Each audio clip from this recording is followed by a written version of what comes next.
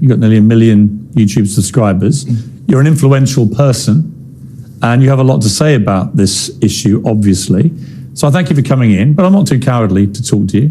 I don't have a horse in this race. I think I've tried to straddle a divide of being fair-minded with all sides. I've had all voices on the show. I commend you for that, actually, to be honest, for bringing me on. But do realize I did caveat that with on fair ground. So let's hope that this interview is conducted. I intend to be completely fair. Yeah, sure. I promise you, because all I want to get to here is a real sense of what is going to happen. We can all look back at. We can all look back. Let me just. We can all look back. Before that, Piers. Yeah. Sorry, if you want to say fair grounds, you introduced me as a Palestinian controversial. I actually corrected myself. Right. So I said pro-Palestinian. I meant to say pro-Palestinian. So why did the word controversial come into play? I think you're controversial. So are you. Yeah. I wouldn't. So is the ambassador. Why didn't you introduce her in that manner? I'm happy to say that to many people, her views would be controversial. So why didn't you introduce me as the Oxford graduate? Do you want to be introduced as that? Yes. Okay. You're an Oxford graduate. Go ahead. Okay. No problem. You can be introduced as anything you like, frankly. It makes no difference to the debate. Let me ask you this. Where were you when you heard about what happened on October the 7th? I was at home. What was your reaction when you heard? I was actually very sickened by it. And this is something I do want to put on the table because I think it's fair for people to know this. In our religion, we do not believe, okay, as a Muslim, I am a Muslim, and I do not believe in the killing of any man, woman, or children, non-combatants. That is not despite the religious teachings, that is because of the religious teachings. So in terms of condemning Hamas, and just jumping straight into it, I condemn not only Hamas, but any other entity, okay, wherein it's proven that this has been done, that the killing of combatants has been done. Therein, I condemn any party that does it. Any party that kills people or strikes at people where it's more probable than not that it will hit a civilian target, I condemn them. And that's why I condemn the IDF. Because when they strike, they know that it's more probably than not going to hit civilian targets. They know that the majority of civilians, or the majority of people that are going to be affected, are civilians. We know that from the various operations that have been conducted. We know that because now in Gaza you find that there is a blockade, as you know, for 17 years, but also they're stopping them from electricity, water, which is a war crime under Geneva 4 of the Geneva Convention, Protocol 4 of the Geneva Convention. So this is something I'm surprised you didn't actually mention to the ambassador. Well, I did mention it. You didn't say it's a war crime. Well, I think it's an arguable point whether it's a war crime. Okay, let me ask you now. They are saying Israel, at the moment, Israel is adamant they are not breaching war crimes, right? It will be determined. It will be determined whether that's the case. No, sorry. That's incorrect. Mohammed, let me make a point to you back on that.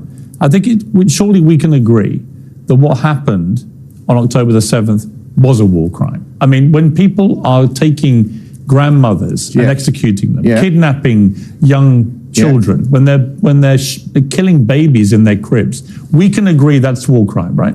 Okay, babies. Can we? Surely, of course, 100%. Right. But babies in the crib. Sorry, what was the evidence for that?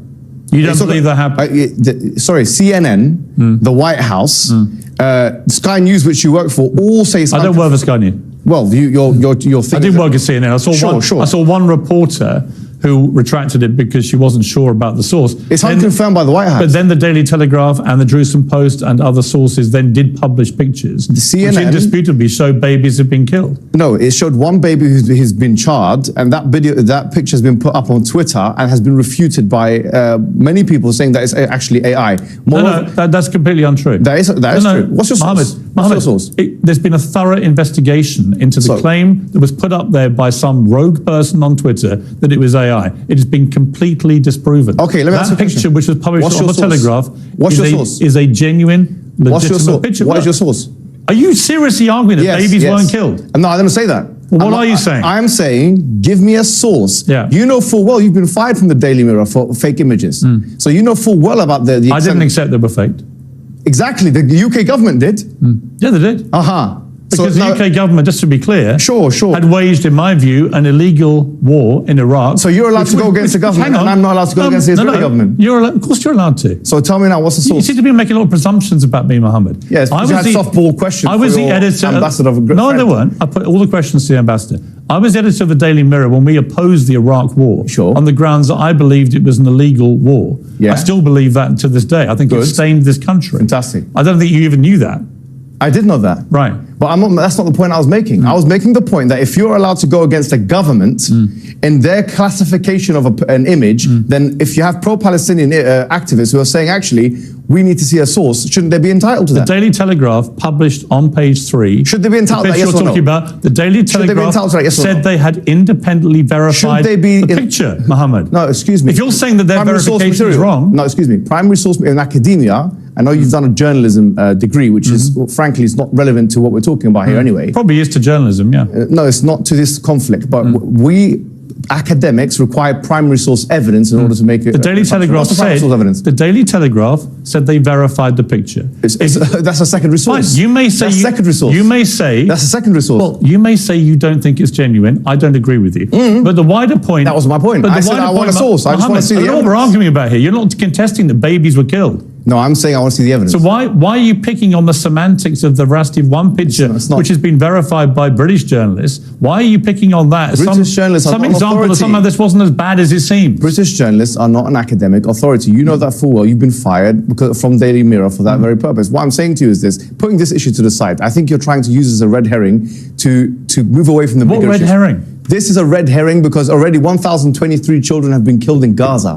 That's why. And you didn't ask the ambassador that question. I literally asked the ambassador. No, I said 3,000 people have already been killed in a week in Gaza. But you didn't ask her. Did you even listen to my interview with the ambassador? I did listen, but excuse me. Well, don't put words in my mouth or say I didn't ask a question. Let me ask you a question. Do you condemn the killing of those children by the IDF? I tell you what I condemn.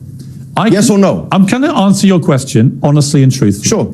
And because I've tweeted about this, right? Oh, okay. I think that what happened on October the 7th was one of the worst atrocities I have ever had to read about or watch on. It happens every day in Palestine. No. So why do you care about that? It actually doesn't. It doesn't. It does actually. No. Yes. No. The Israeli forces. I've got the stats for that. Israeli forces do not go. Cast-led, wait a minute, protective Mohammed. edge. Go and check it out. Mohammed. Israeli forces. Cast-led, protective edge. Israeli forces don't go into Gaza on one day and grab grandmothers and kill babies in their beds. Okay. And no, hold on. Rape and abuse women. So, rape, is there any evidence for that?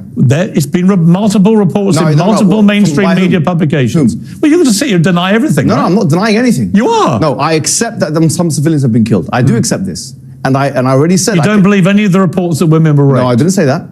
I said that it's still to be do you verified. think they were raped? No, I don't know. It's like the Russell Brand thing. You said we don't know any evidence. So why do you apply two different standards? Okay, so when it's Israel, we know they're raped. When it's Russell Brand, you don't know because you're friend. No, it's been reported by legitimate news sources. When it's Israel, you know they're raped. But when it's Russell Brand, you don't know. Them. When it's Russell Brand, you don't know if they're raped. There's no comparison between Russell Brand and what's happened. It's the same thing. It's a rape allegation. Why are you stuttering? I'm not stuttering. You are stuttering.